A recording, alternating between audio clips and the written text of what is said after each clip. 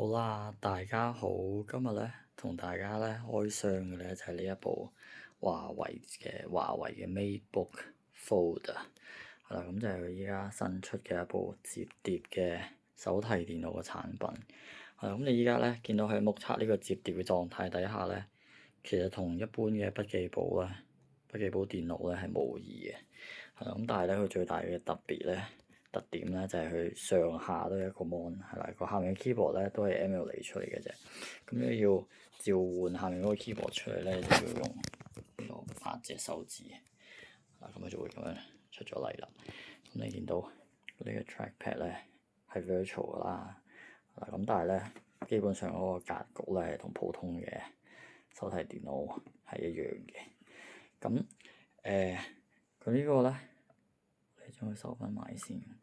係啦，咁我哋咧，你見到呢個佢個 interface 咧都非常之咁順暢啦，可以咁樣拉上拉落啦，跟住咧可以將啲 app 放大啦，撥上去啦，撥翻落嚟啦，然後再放大多一次都仲得嘅。係啦，咁咧當然亦都可以打開佢嘅 kickstand，然之後將佢全展開咁樣用啦。嗱，咁咧 kickstand 咧就喺後面呢度咁樣。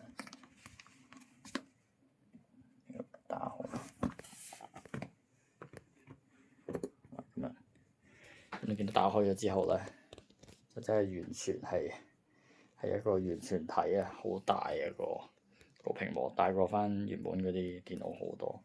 咁再加埋呢個 keyboard 咧，你就可以有一個好完整、好大嘅 mon 可以用。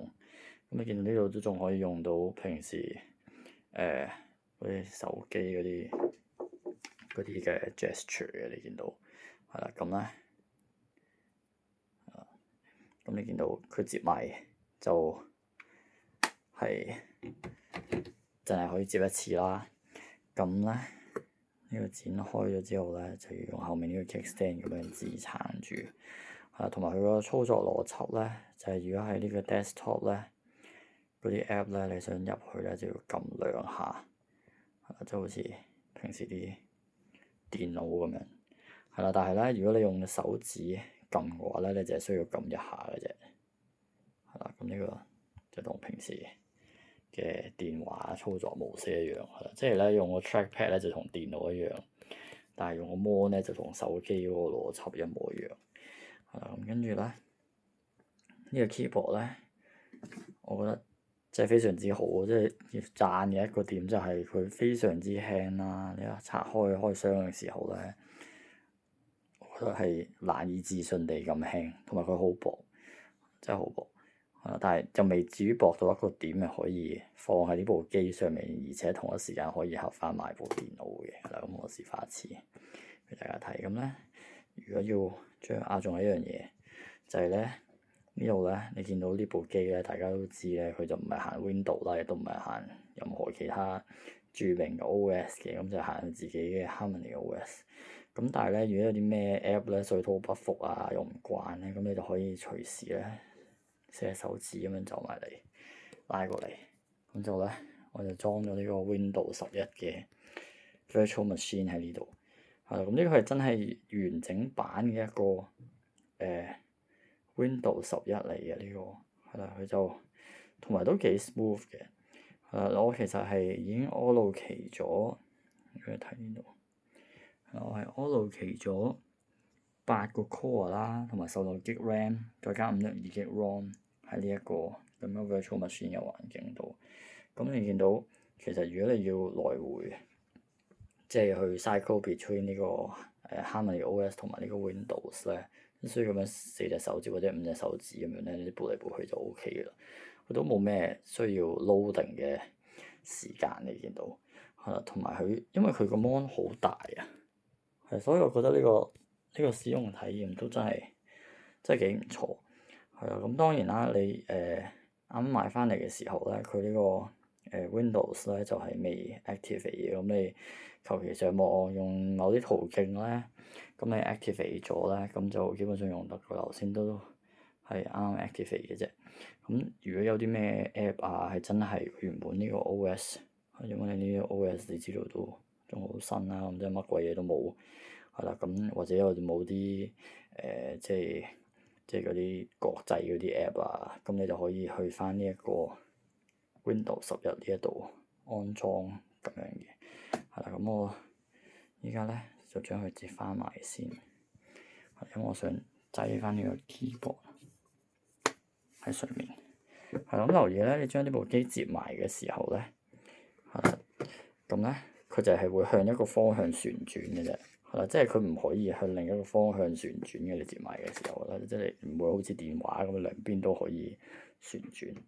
係啦，而且咧，喺呢個摺疊嘅環境咧，就行唔到呢一個咁樣嘅 virtual machine 嘅。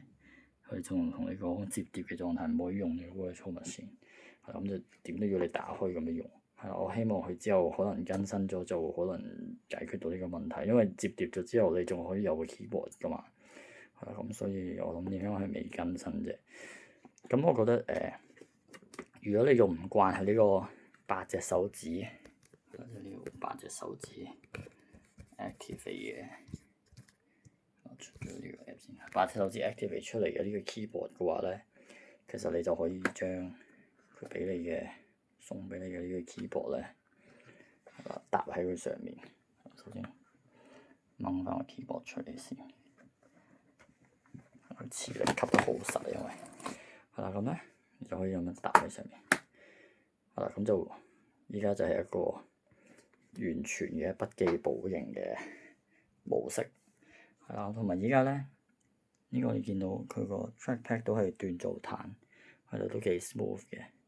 係啦，同埋佢依家我覺得呢個鍵盤真係有鏡鍵盤呢個模式個好處就係，你見到啲 key travel 咧同一般嘅筆記簿型電腦係一樣嘅，係1.5mm 嘅 key travel。所以其實都幾好打啊呢個 keyboard。係啦，咁所以如果真係要長時間打字嘅話咧，我覺得可能用呢個 keyboard 會好啲。係啦，同埋如果你要即係展開做大 mon 嘅話，咁即係點都要播翻個 keyboard 咁樣用。係啦，我見到上網嗰啲評測就係呢個嘢咧拎到去500米外咧，都仲用到嘅呢個嘢。係啦，所以呢個係啦應該唔使叉一次就要擔心要成個充電先可以 keep 住用。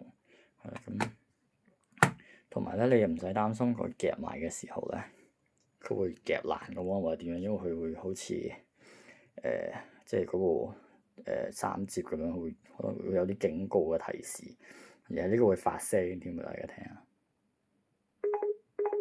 係啦，咁如果你聽到咁樣仲要壓落去咧，咁你都要驗下隻耳啊，應該係啦。咁所以咧，我哋將呢個拉翻出嚟先，你見到就會彈翻去呢一個模式。咁咧，見到依家咧，暫時咧啲 app 嘅開閂咧都比較順暢嘅。咁你係可以咁樣拉嚟拉去都冇乜問題。係啦，所以之後詳細嘅評測咧，就留意之後嘅更新啦。暫時就影住咁多先。